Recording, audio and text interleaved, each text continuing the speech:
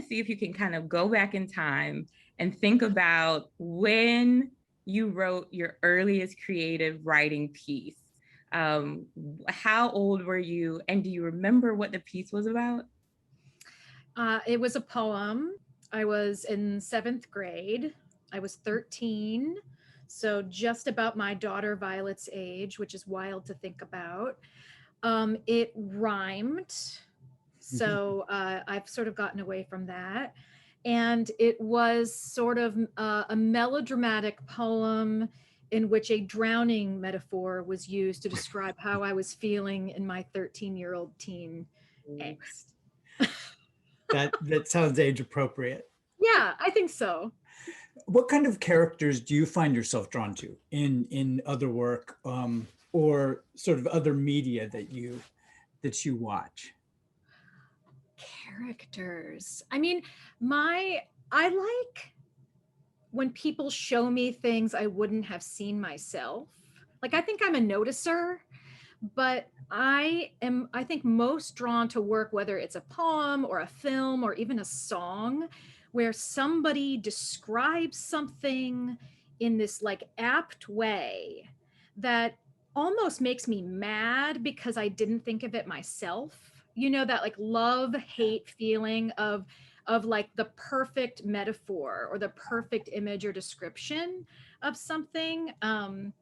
So, or even just the perfect line of dialogue that's just really sounds like a human being and not a fictional character could have said it.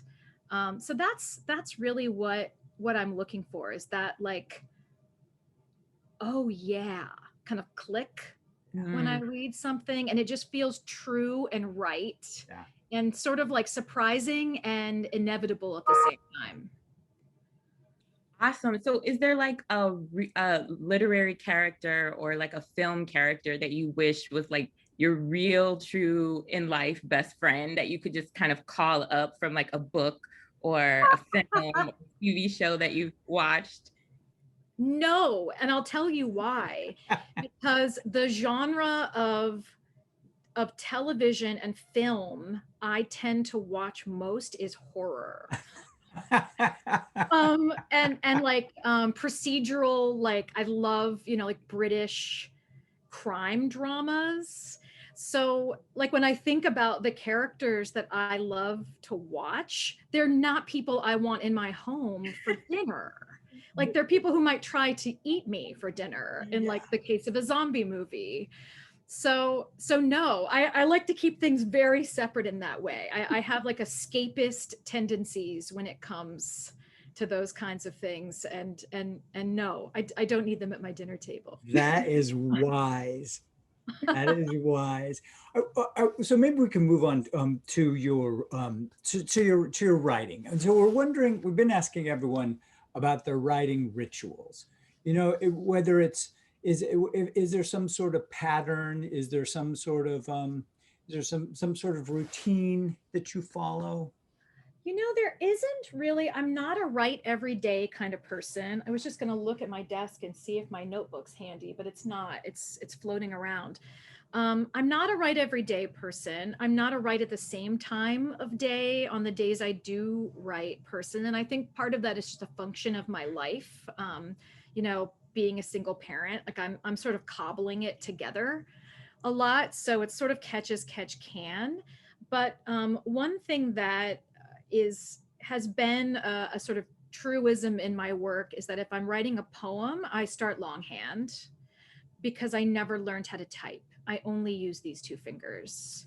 The rest of my hands are completely useless.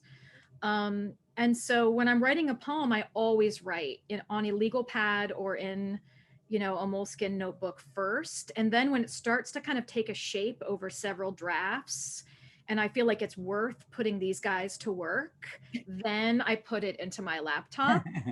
The difference for me has been in writing prose, my brain works differently, and I have just been working in Scrivener directly in prose. And if I get an idea when I'm out and about and I don't have my computer, I can scribble it in my notebook, or I can speak it or type it into the notes function on my phone, and then, you know, email it to myself and copy paste it into Scrivener. But Those are sort of, it's interesting to me how genre has Mm. shaped Mm.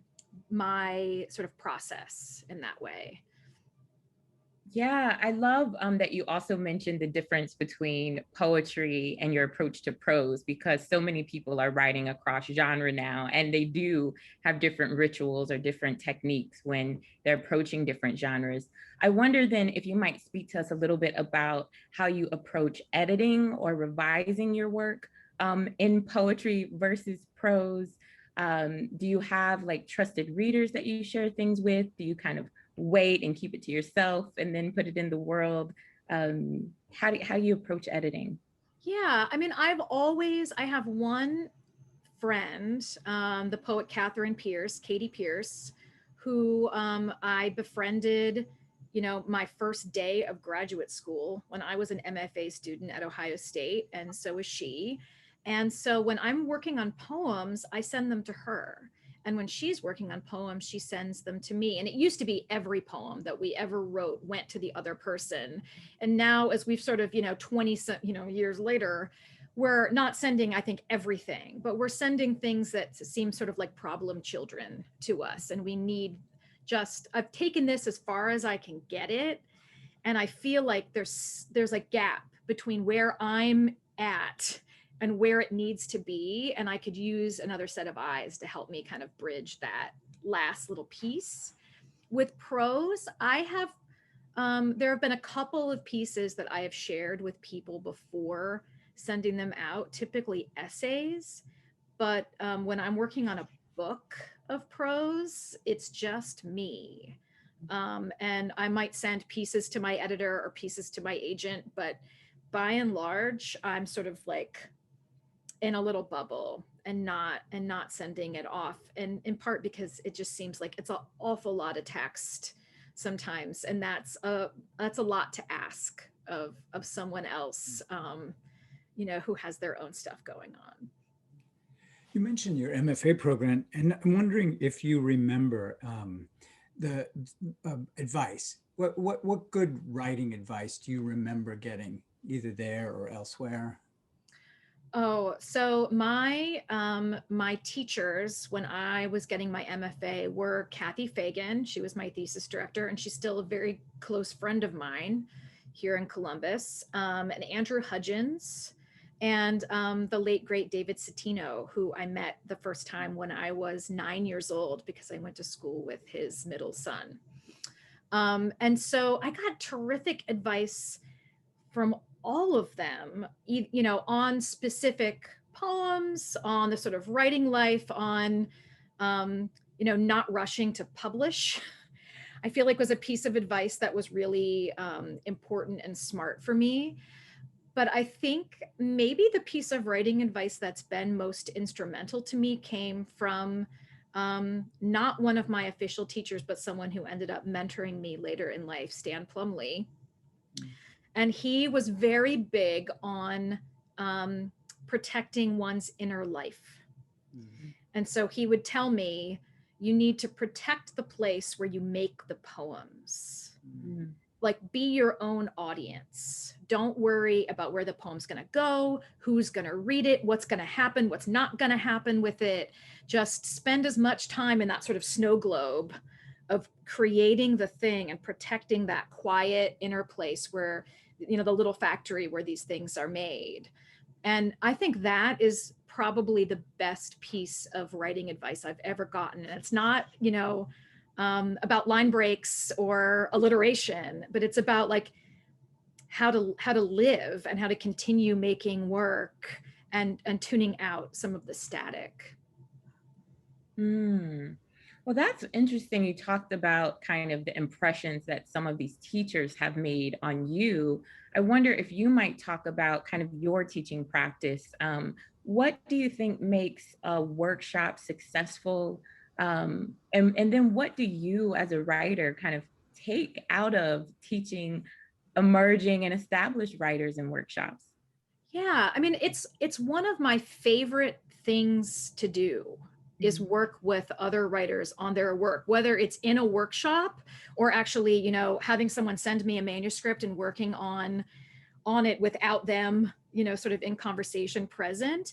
It's some of my favorite work. And I think what excites me the most about workshops is the idea that you can show someone else other possibilities in their work that they might not see themselves. And so it's kind of like that gap I was talking about. When I take a piece as far as I can take it, I need someone else to help me get it. Those like last, I can see the finish line and I'm crawling, and I need someone to help me get the next, the next half mile or whatever it is. And sometimes I might have something barely drafted and I need someone to tell me, am I going in the right direction? And so workshops to me are places where we can, interrogate our own habits, sort of self-interrogate. That's been really important to me. Like, why are all your poems using these stanza forms over and over again? Is that serving the poem, or is that your comfort zone? Because there's a difference. And, like, how are you using sound? And are you evolving in that way, or are you kind of in a rut? And so, often we can't see the forest for the trees when we're working alone.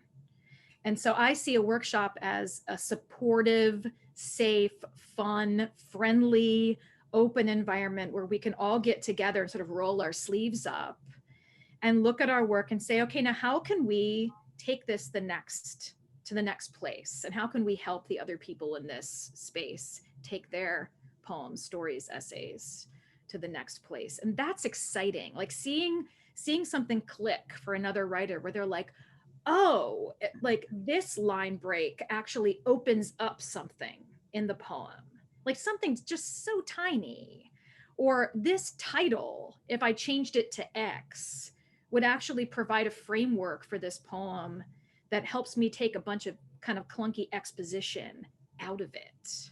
And how does that make the poem more elegant? And so just being able to have breakthroughs in a space and have it not be fussy, but have it be, enjoyable. That's always my goal. You mentioned being a parent and a writer and a teacher. And so the dreaded question is, how do you manage these? How do you manage deadlines? How do you manage this? How do you manage your time for your work? A lot of procrastination, if I'm being I'm just going to be honest. I guess like the right answer is I'm really great at managing my time and I have a daily schedule. No, I don't. I procrastinate terribly, and I justify it to myself by saying that I work better under pressure. But really it's just, things that can be put off until tomorrow sometimes must be, so that I can get other things done today. So I'm not sure I have the best balance, but I will say, the things that take up my time the most are parenting, writing, and then sort of writing adjacent work, which would be teaching or editing or speaking engagements or whatever. And those are the three things that give me the most pleasure. Mm-hmm. So even when I lack balance, so to speak, or I'm not great at sort of working out a schedule, I'm enjoying all the things I'm doing, even if it means sometimes staying up until 11 to get it done. I hear you. We're all juggling so much during these kind of pandemic times. It feels like reading has felt different for me this year. And what I'm drawn to has also felt different. There's some things that I'm just like, no, we don't need to read about grief. We're living grief. So I was curious if you could talk to us a little bit about, what are you reading right now? What do you keep around you? How does it nourish you? How does it nourish the work?